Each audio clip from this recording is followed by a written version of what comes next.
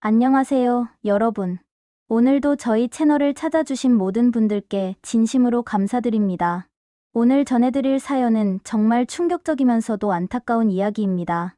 자식 없는 70대 노부부가 평생을 힘들게 모은 재산을 노리는 조카의 치밀한 계획과 배신에 관한 실화입니다. 혈육이라는 이름으로 행해지는 가장 잔인한 배신의 현장을 여러분께 생생하게 전해드리겠습니다.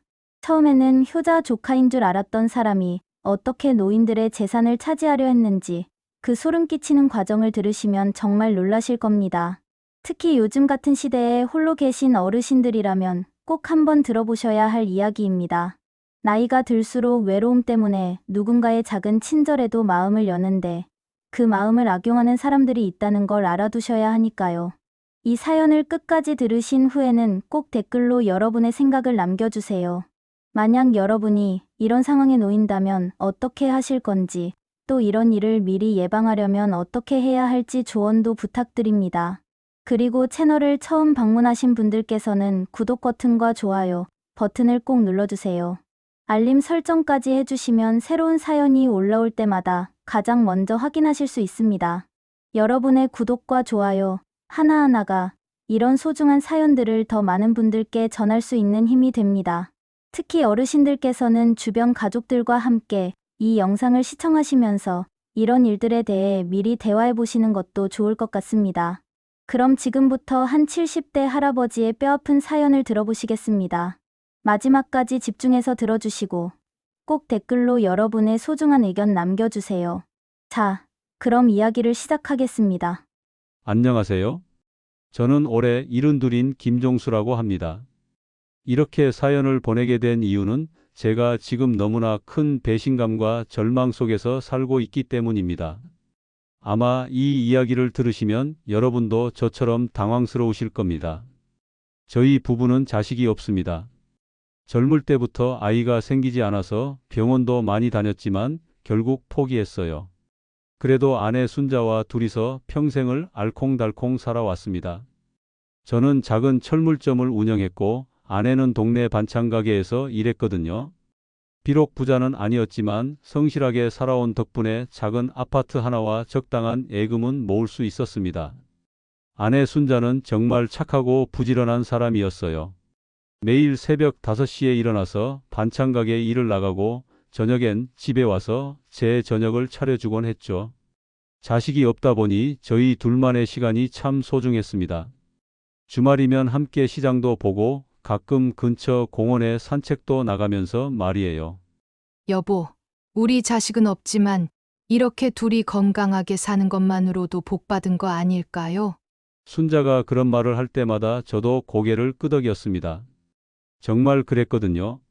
그런데 3년 전부터 순자의 몸에 이상이 생기기 시작했어요. 당뇨가 있었는데 갑자기 악화되더니 합병증까지 오기 시작한 거예요. 처음엔 손발이 저리다고 하더니 나중엔 걷기조차 힘들어했습니다. 내가 당신 짐이 되는 것 같아서 미안해. 순자가 그렇게 말할 때마다 제 가슴이 미어졌어요. 평생 저를 뒷바라지해 준 사람이 무슨 짐이라는 말입니까? 병원에 모시고 다니는 일이 점점 힘들어졌어요. 저도 나이가 있다 보니 순자를 부축해서 계단을 오르내리는 게 쉽지 않았거든요.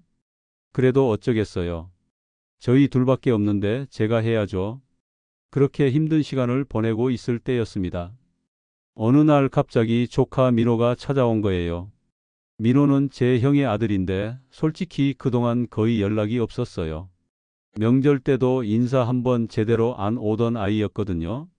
그런데 갑자기 나타나서는 이렇게 말하더라고요. 삼촌, 숙모 몸이 안 좋으시다고 들었어요. 제가 도와드릴 일이 있으면 말씀하세요. 처음엔 의외였어요. 평소에 연락도 없던 조카가 갑자기 나타나서 도움을 주겠다니 말이에요. 하지만 순자가 너무 좋아했어요.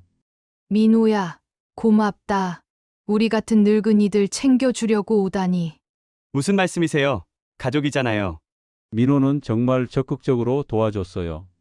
순자 병원 모시고 다니는 일부터 시작해서 장보기, 집안 청소까지 말이에요. 저는 처음엔 고맙기도 하고 미안하기도 했습니다. 민호야, 니도 바쁠 텐데 이렇게까지 할 필요 없어. 아닙니다, 삼촌. 삼촌 혼자서는 힘드시잖아요. 제가 도와드리는 게 당연하죠. 민호는 말도 예쁘게 하고 행동도 참 세심했어요.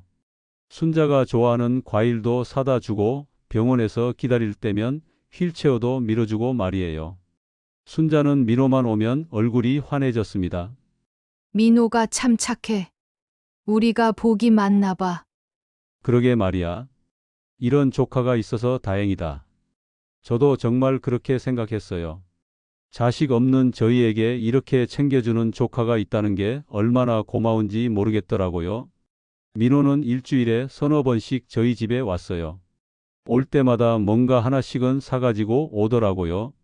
순자가 먹기 좋은 죽이나 영양제, 때론 꽃까지 말이에요. 삼촌, 숙모 드시라고 전복죽 사왔어요. 몸에 좋다고 하더라고요.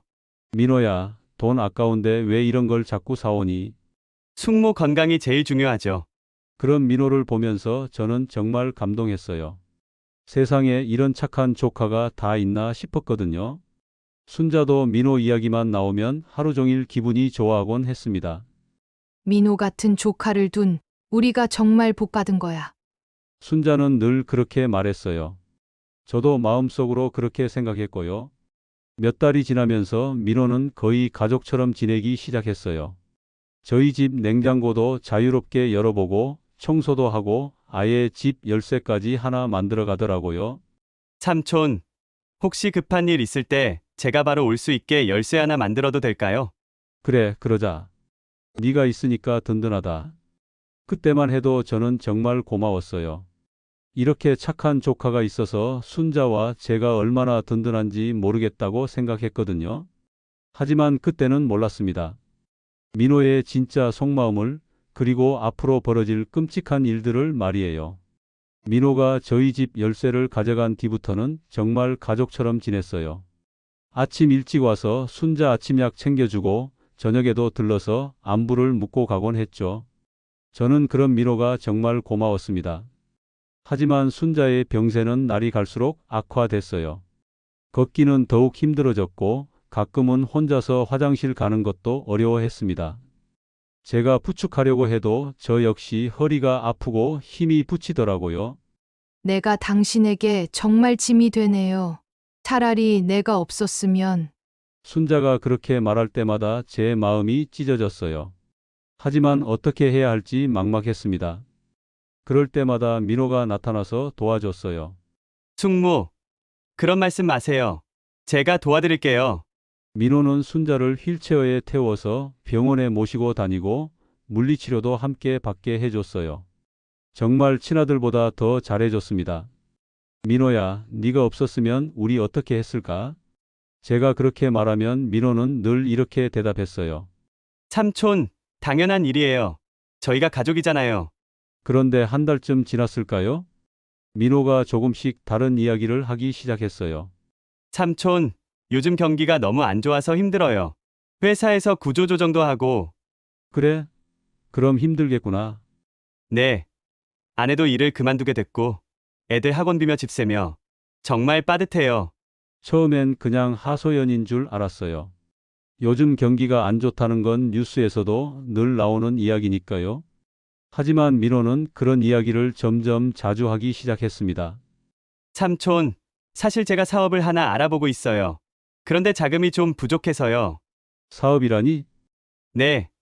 지인이 음식점을 하는데 동업자를 찾고 있거든요. 그때도 저는 별 생각 없이 들었어요. 민호가 이렇게 저희를 챙겨주는데 사업도 잘 됐으면 좋겠다는 마음이었죠. 하지만 이상한 일들이 하나둘씩 생기기 시작했어요. 어느 날 민호가 집에 와서는 제 책상 서랍을 뒤지고 있는 걸 봤어요. 민호야, 뭘 찾니? 아, 삼촌. 숙모가 약봉지를 여기 뒀다고 해서요. 약봉지. 그건 부엌 찬장에 있는데. 아, 그렇군요. 제가 잘못 들었나 보네요. 그때는 그냥 넘어갔는데 나중에 생각해보니 이상했어요. 순자가 그런 말을 했을 리가 없거든요. 또 다른 날에는 민호가 제 통장을 보고 있는 걸 발견했어요. 민호야, 그걸 왜? 아, 숙모 병원비 계산해 보려고요. 제가 미리 계산해서 준비해 드리려고 했는데, 그런 건 내가 알아서 할게. 네, 죄송해요. 제가 너무 나섰네요. 민호는 사과했지만 제 마음 한구석에 이상한 기분이 들었어요. 왜 굳이 제 통장을 봐야 했을까요? 그런 일들이 몇 번 더 있었어요. 민호가 집에서 이것저것 뒤지는 모습을 자꾸 목격하게 됐거든요. 그때마다 그럴듯한 이유를 대긴 했지만 뭔가 어색했습니다. 여보, 민호가 요즘 우리 집 구석구석을 너무 자세히 보는 것 같지 않아? 순자도 눈치를 챈 모양이었어요. 왜 뭔가 이상하던? 글쎄, 어제는 안방 옷장까지 열어보더라고. 내가 뭘 찾냐고 물어봤더니 이불을 정리해 주려고 했다는데, 하지만 순자는 금세 고개를 저었어요. 아니야. 내가 괜한 의심을 하나 봐. 민호가 우리를 이렇게 잘 챙겨주는데 말이야. 저도 그렇게 생각하려고 했어요. 민호가 저희를 정말 잘 챙겨주고 있었으니까요. 그런데 어느 날 민호가 이상한 제안을 했어요. 삼촌, 숙모 앞으로 병원비가 많이 들 것 같은데 혹시 집을 담보로 대출을 받아보시는 게 어떨까요? 대출을? 네. 요즘 시중금리도 낮고 집값도 많이 올랐잖아요. 미리 여유 자금을 만들어 두시면 안심이 될 것 같아서요. 그 말을 듣는 순간 뭔가 이상했어요. 저희 집은 오래전에 대출을 다 갚아서 깨끗한 상태였거든요. 굳이 다시 대출을 받을 이유가 없었죠. 민호야, 우리 지금 있는 예금으로도 당분간은 괜찮을 것 같은데. 그렇긴 하지만 혹시 모르잖아요. 큰 수술이라도 하게 되면 민호는 계속 대출을 권했어요. 심지어 어떤 은행이 조건이 좋은지까지 알아봤다고 하더라고요. 그날 밤 저는 잠이 오지 않았어요. 민호의 행동들이 자꾸 머릿속에 떠올랐거든요. 집안을 뒤지는 모습, 제 통장을 보던 모습, 그리고 갑자기 대출을 권하는 모습까지. 혹시 민호가 우리 재산을 노리는 건 아닐까? 그런 생각이 들었지만 바로 고개를 저었어요. 그럴 리가 없잖아요. 민호는 저희를 이렇게 잘 챙겨주고 있는데 말이에요. 하지만 그날 이후로 저는 민호를 조금 다른 시선으로 보게 됐어요. 그리고 점점 더 이상한 일들이 벌어지기 시작했습니다. 이웃 김씨 아저씨가 어느 날 저에게 말했어요. 종수 씨, 요즘 조카분이 자주 오시던데 혹시 뭔 일 있는 건 아니에요? 아니요, 그냥 아내 병간호 도와주려고 오는 거예요. 그런가요? 그런데 어제 밤늦게도 오시더라고요. 혼자서요? 밤늦게요? 저는 그런 적이 없었는데. 그날 밤 저희는 일찍 잤거든요. 점점 의심이 커져갔지만 저는 아직도 민호를 믿고 싶었어요. 하지만 앞으로 벌어질 일들은 제 상상을 훨씬 뛰어넘는 충격적인 것들이었습니다. 그때부터 민호의 행동이 점점 더 대담해졌어요. 밤늦게 혼자 집에 온다는 이웃의 말을 듣고 난 뒤 저는 민호를 더 자세히 관찰하기 시작했습니다. 어느 날 민호가 와서는 아예 노골적으로 돈 이야기를 꺼냈어요. 삼촌, 제가 말씀드린 사업건 기억하시죠? 기회가 정말 좋은데 이번 주 안에 결정해야 한대요. 그래? 그럼 은행 대출이라도 받아봐. 은행 대출은 한계가 있어서요. 삼촌, 혹시 저한테 3천만 원 정도 빌려주실 수 있을까요? 3천만 원이라니요? 저는 깜짝 놀랐어요. 그동안 저희를 도와준 대가를 바라는 건가 싶었거든요. 민호야, 그런 큰 돈을? 삼촌, 저 진짜 확실한 사업이에요. 6개월 안에 이자 붙여서 다 갚아드릴게요. 제가 그동안 삼촌 얼마나 정성껏 모셨는지 아시잖아요. 그 말을 듣는 순간 뭔가 이상했어요. 마치 그동안의 도움이 이 순간을 위한 밑밥이었던 것처럼 느껴졌거든요. 민호야, 우리도 나이가 있어서 급할 때를 대비해 돈을 모아둔 거야. 그런 큰 돈은 어려워. 삼촌, 그럼 집을 담보로 대출 받으시면 되잖아요. 어차피 숙모 병원비도 많이 들 거고요. 또 집 담보 대출 이야기였어요.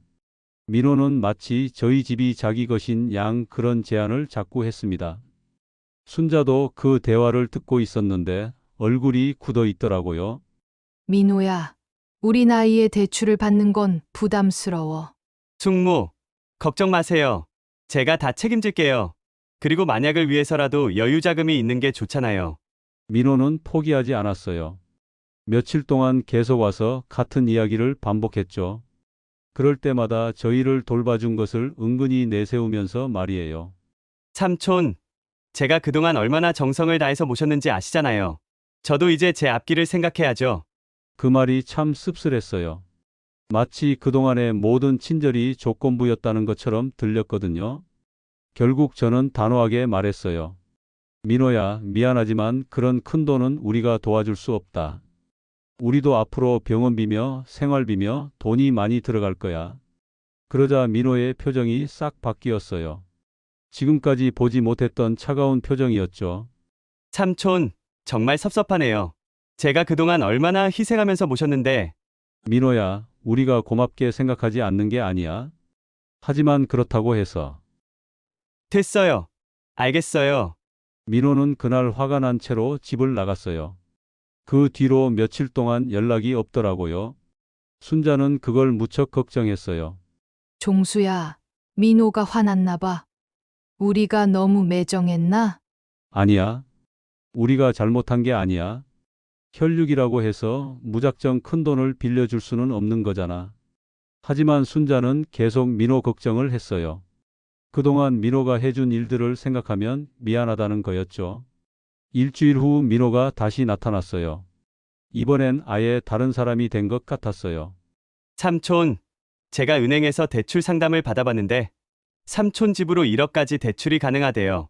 민호야, 우리는 대출 받을 생각 없다고 했잖아. 삼촌, 숙모 수술 받으실 수도 있잖아요. 미리 준비해 두시는 게 좋을 것 같은데요.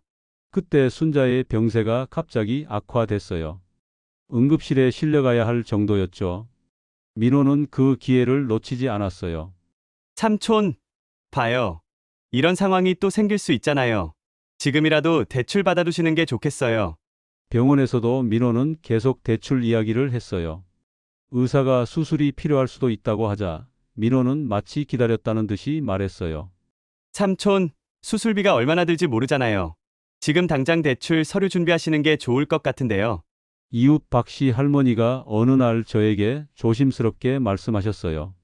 종수 씨, 제가 괜한 말을 하는 건지 모르겠지만 조카분이 혹시 돈 때문에 그러는 건 아닌가요? 왜 그런 말씀을 하세요?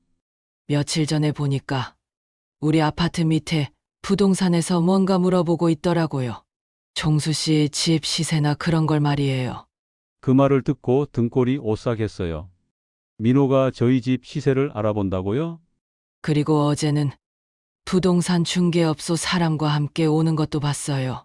혹시 집을 팔 생각이라도 있으세요? 아니었어요.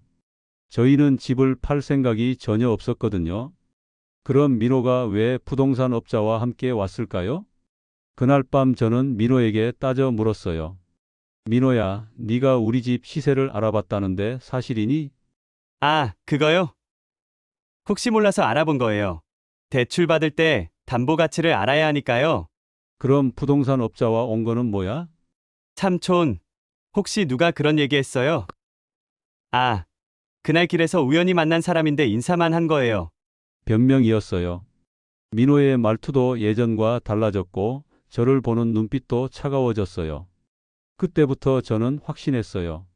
민호가 저희 재산을 노리고 있다는 것을 말이에요. 하지만 순자는 아직도 민호를 믿으려고 했어요. 민호가 설마 그럴까? 그 애가 우리를 얼마나 잘 챙겨줬는데. 하지만 곧 더 충격적인 일이 벌어지게 됩니다. 민호의 진짜 속마음을 알게 되는 순간이 다가오고 있었어요. 순자의 병세가 더욱 악화되면서 민호는 더욱 적극적으로 움직이기 시작했어요. 매일같이 와서 병원 일정을 관리하고 의사와도 직접 상담하겠다며 나서더라고요. 삼촌, 의사 선생님이 큰 수술이 필요하다고 하시던데, 수술비 준비는 어떻게 하실 거예요? 그건 우리가 알아서 할 일이야. 삼촌, 요즘 수술비가 얼마나 비싼지 아세요? 최소 2천만 원은 들 거예요. 지금이라도 대출 받아두셔야 해요. 민호는 포기하지 않았어요. 오히려 순자의 병을 핑계로 더욱 강하게 밀어붙였죠. 그러던 어느 날이었어요. 순자가 병원에 입원해 있어서 제가 혼자 집에 있었는데 민호가 전화를 하더라고요. 삼촌, 저 잠깐 급한 일이 있어서 집에 들러도 될까요? 숙모 입원 서류 중에 필요한 게 있어서요. 그래, 들어와. 민호는 곧 집에 왔는데 이상하게 휴대폰을 계속 붙들고 있더라고요. 그러더니 갑자기 화장실에 간다며 휴대폰을 거실 탁자에 두고 갔어요. 그때 휴대폰에서 전화가 걸려왔어요. 벨소리가 크게 울리길래 제가 대신 받으려고 했는데 민호가 화장실에서 큰 소리로 말했어요. 삼촌, 그냥 두세요. 금방 나갈게요. 그런데 제가 실수로 통화 버튼을 눌러버렸어요. 그 순간 상대방의 목소리가 들렸습니다. 야, 민호야. 그 집 일 어떻게 돼가? 늙은이들 설득됐어? 민호가 화장실에서 나오면서 급하게 전화를 받았어요. 형, 지금 통화하기 어려워. 나중에 다시 전화할게. 하지만 이미 늦었어요. 저는 그 짧은 대화에서 뭔가 이상함을 느꼈거든요. 민호는 얼굴이 새하얘져서는 이렇게 말했어요. 삼촌, 회사 동료인데 급한 일이 있나 봐요. 그날 민호가 간 후 저는 계속 그 통화 내용이 신경 쓰였어요. 그 집 일, 늙은이들 설득이라는 말이 자꾸 머릿속에 맴돌았거든요. 며칠 후 저는 우연히 민호의 진짜 속마음을 듣게 됐어요. 그날은 순자 병문안을 다녀온 뒤라 피곤해서 거실 소파에 누워 있었어요. 그런데 민호가 집 열쇠로 문을 열고 들어오는 소리가 들렸어요. 저는 잠든 척 했습니다. 민호는 제가 자는 줄 알고 거실에서 전화를 걸었어요. 형, 나야. 지금 그 집에 와 있어. 늙은이 자고 있어. 그 말을 듣는 순간 온몸에 소름이 돋았어요. 늙은이라니? 저를 그렇게 부르다니요? 아직 대출은 안 받았어. 영감이 워낙 고집이 세서 말이야. 그런데 할멈이 수술하게 되면 어쩔 수 없이 받을 거야. 영감 할멈. 저와 순자를 그렇게 부르고 있었던 거예요. 응. 집값이 얼마나 되는지는 이미 알아봤어. 시세가 3억 정도 나와. 대출 받으면 한 2억은 뽑을 수 있을 거야. 민호는 계속 통화를 이어갔어요. 그 내용은 정말 충격적이었습니다. 할멈이 얼마 못 버틸 것 같아. 의사가 말하기를 6개월에서 1년 정도래. 그러면 영감 혼자 남는데 그때가 기회야. 제가 듣고 있는 게 꿈인지 생시인지 모를 정도였어요. 민호가 순자의 죽음을 기다리고 있다니요? 영감도 많이 늙었잖아. 혼자 살기 힘들어서 요양원 가게 될 거야. 그때 집 처분하면 되는 거지. 내가 이미 영감 마음에 들어가 있으니까 유산 상속도 어렵지 않을 거야. 저는 그 자리에서 기절할 뻔했어요. 민호가 저희 재산을 노리고 있을 뿐만 아니라 저희의 죽음까지 계산하고 있었던 거예요. 그동안 얼마나 고생했는지 알지? 매일 그 냄새나는 집에 가서 늙은이들 비위 맞춰주고 정말 힘들었어. 그래도 곧 끝이야. 민호는 웃으면서 말했어요. 그 웃음소리가 악마의 웃음 같았습니다. 아, 그리고 형, 영감이 통장 비밀번호 바꿨나 봐. 이번에 몰래 확인해 봐야겠어. 어차피 나중엔 다 내 거니까. 더 이상 들을 수가 없었어요. 저는 조용히 침대로 들어가서 이불을 뒤집어 쓰고 눈물을 흘렸습니다. 그동안 민호가 보여준 모든 친절과 정성이 다 가짜였던 거예요. 저희를 이용해서 재산을 빼앗으려는 계획이었던 거죠. 민호가 간 후 저는 병원으로 달려가서 순자에게 모든 걸 말했어요. 순자야, 민호가 우리를... 하지만 순자는 믿으려 하지 않았어요. 종수야, 설마 그럴까? 민호가 우리를 그렇게 잘 챙겨주는데. 아니야. 내가 직접 들었어. 민호가 우리 재산을 노리고 있다고. 순자는 충격을 받았지만 여전히 반신반의했어요. 그동안 민호에게 받은 정성이 너무 컸으니까요. 하지만 순자도 곧 민호의 진짜 모습을 보게 됐어요. 순자가 세상을 떠나던 날이었어요. 저는 슬픔에 잠겨 있었는데 민호는 장례식장에서 이런 말을 하더라고요. 삼촌, 숙모 장례 비용이 만만치 않을 텐데 제가 미리 알아본 대출로 처리하시는 게 어떨까요? 아내가 막 세상을 떠났는데 벌써 돈 이야기를 하다니요. 저는 그때 민호의 진짜 모습을 확실히 봤습니다. 삼촌, 이제 혼자 사시기 힘드실 텐데 집도 너무 크고 좀 더 작은 곳으로 이사하시는 게 어떨까요? 민호는 순자의 장례식이 끝나자마자 집 처분 이야기를 꺼냈어요. 마치 이 순간을 얼마나 기다렸는지 알 수 있었죠. 그때까지도 저는 믿고 싶지 않았어요. 혈육이 어떻게 이럴 수 있냐고 말이에요. 하지만 현실은 참혹했습니다. 그리고 이제 저는 혼자가 됐어요. 순자도 없고 민호의 진짜 모습도 알게 된 상황에서 말이에요. 앞으로 어떤 일이 벌어질지 저는 두려웠습니다. 순자의 49제가 끝나자 민호는 본격적으로 움직이기 시작했어요. 더 이상 예전처럼 친절한 척도 하지 않았습니다. 삼촌, 이제 현실적으로 생각해 보세요. 혼자서 이 큰 집에 사시는 게 맞나요? 민호야, 난 아직 건강해. 혼자서도 충분히 살 수 있어. 삼촌, 나이를 생각해 보세요. 만약에 집에서 쓰러지시기라도 하면 어떡해요? 아무도 모르잖아요. 민호는 마치 제 안전을 걱정하는 것처럼 말했지만 저는 이미 그의 속마음을 알고 있었어요. 그리고 삼촌, 솔직히 말씀드리면 저도 힘들어요. 그동안 제 일도 제대로 못하고 삼촌 모시느라 얼마나 손해를 봤는지 몰라요. 드디어 본색을 드러내기 시작했어요. 그동안의 모든 정성이 계산된 것이었다는 걸 인정한 거죠. 민호야, 그럼 이제 그만 와도 돼. 나 혼자 살겠어. 삼촌, 그렇게 매정하게 말씀하시면 안 되죠. 저도 가족인데 삼촌 걱정하는 게 당연한 거 아닌가요? 민호는 여전히 가족이라는 말을 내세웠어요. 하지만 이제 그 말이 얼마나 공허한지 저는 알고 있었습니다. 몇 주 후 민호는 더욱 노골적으로 나왔어요. 삼촌, 제가 좋은 요양원을 알아봤어요. 시설도 좋고 간병도 잘해주는 곳이에요. 요양원? 나는 집에서 살겠다고 했잖아. 삼촌, 현실을 보세요. 삼촌 혼자서 어떻게 살아요? 밥은 제대로 드시고 계시나요? 약도 제때 챙겨 드시고요. 사실 혼자 사는 게 쉽지 않았어요. 순자가 해주던 모든 일을 혼자 해야 하니까요. 하지만 그렇다고 해서 민호가 원하는 대로 할 수는 없었습니다. 집은 어차피 삼촌 혼자서는 관리하기 힘드니까 처분하시는 게 좋을 것 같아요. 그 돈으로 요양원비도 내고 남는 돈은 제가 관리해 드릴게요. 그 말을 듣는 순간 화가 치밀었어요. 결국 집을 팔아서 돈을 가져가겠다는 속셈이었던 거죠. 민호야, 그건 안 돼.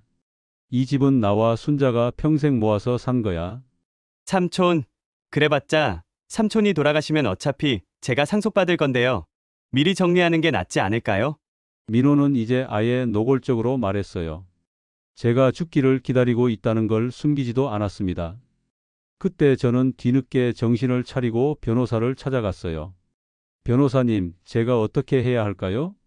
어르신, 혈족이라고 해서 자동으로 상속받는 건 아닙니다. 유언장을 작성하시면 됩니다. 그럼 민호에게 상속하지 않을 수 있다는 말인가요? 네, 가능합니다. 하지만 조카분이 그동안 어르신을 부양했다면 유류분 청구를 할 수도 있어요. 변호사는 제 상황을 듣고 나서 심각한 표정을 지었어요.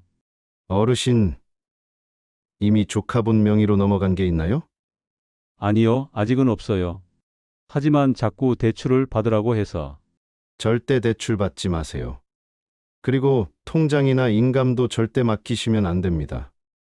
변호사의 말을 듣고 나니 더욱 무서워졌어요. 만약 제가 조금만 더 늦었다면 모든 걸 잃을 뻔했던 거죠. 집으로 돌아와서 민호에게 단호하게 말했어요. 민호야, 나는 요양원 갈 생각 없어. 그리고 집도 팔지 않을 거야. 삼촌, 왜 그렇게 고집을 부리세요? 제가 삼촌을 위해서 하는 말인데. 민호야, 이제 그만해. 네 속마음 다 알고 있어. 민호의 얼굴이 순간 굳어졌어요. 삼촌, 무슨 말씀이세요? 네가 전화로 하는 말 다 들었어. 우리를 영감 할멈이라고 부르면서 언제 죽나 기다리고 있었지? 그 순간 민호의 가면이 완전히 벗겨졌어요. 삼촌, 그건. 이제 와서 변명하지 마. 나도 이제 다 알았어. 민호는 잠시 당황하더니 이내 차가운 표정으로 돌아섰어요. 삼촌, 그럼 어쩔 수 없네요. 하지만 삼촌 혼자서 얼마나 버티실 수 있을지 궁금하네요. 그 말이 협박처럼 들렸어요. 하지만 저는 더 이상 물러설 수 없었습니다. 그날 이후로 민호는 오지 않았어요. 하지만 이상한 일들이 계속 일어났습니다. 집에 모르는 사람들이 찾아와서 부동산 관련 상담을 받지 않겠냐고 하거나 요양원에서 전화가 와서 상담 예약이 되어 있다고 하더라고요. 분명 민호가 한 짓이었어요. 더 무서운 건 다른 친척들까지 민호 편을 들기 시작했다는 거예요. 조카 며느리가 전화를 걸어왔어요. 삼촌, 민호가 그동안 얼마나 정성껏 모셨는데. 왜 그렇게 서운하게 하세요? 민호도 자기 생활이 있는 사람인데. 심지어 형의 부인까지 나서더라고요. 오빠, 민호가 말하는데 너무 의심이 많아졌다더라고요. 나이 들면 그럴 수 있지만 그래도 그 애가 얼마나 잘해줬는데. 모든 사람들이 민호의 말만 믿고 저를 이상한 사람으로 만들어 버렸어요. 제가 배은망덕한 노인이 된 거죠. 지금 저는 정말 혼자입니다. 순자도 없고 믿었던 조카도 적이 되었고 다른 친척들마저 등을 돌렸어요. 매일 혼자 밥을 해먹고 혼자 약을 챙겨 먹으면서 생각해요. 과연 제가 끝까지 버틸 수 있을까요? 민호가 기다리는 대로 결국 요양원에 가게 될까요? 가끔은 정말 지쳐서 포기하고 싶어져요. 민호가 원하는 대로 해주고 편하게 살고 싶다는 생각도 들고요. 하지만 그럴 때마다 순자 생각이 나요. 우리가 평생 모은 재산을 저런 놈한테 넘겨줄 수는 없다는 생각이 들어요. 여러분, 제가 지금 너무 고집을 부리는 걸까요? 아니면 끝까지 버텨야 하는 걸까요? 혈육이라는 이름으로 저를 이용하려는 조카와 그런 조카 편에 선 친척들 사이에서 홀로 싸우고 있는 제가 너무 외롭습니다. 이런 상황에서 여러분이라면 어떻게 하시겠습니까? 나이든 노인이 끝까지 버티는 게 옳은 일일까요? 아니면 그냥 포기하고 편하게 사는 게 나을까요? 저 같은 처지에 놓인 다른 어르신들도 계실 텐데 어떻게 하면 이런 일을 당하지 않을 수 있을까요? 정말 간절한 마음으로 여러분의 조언을 구합니다.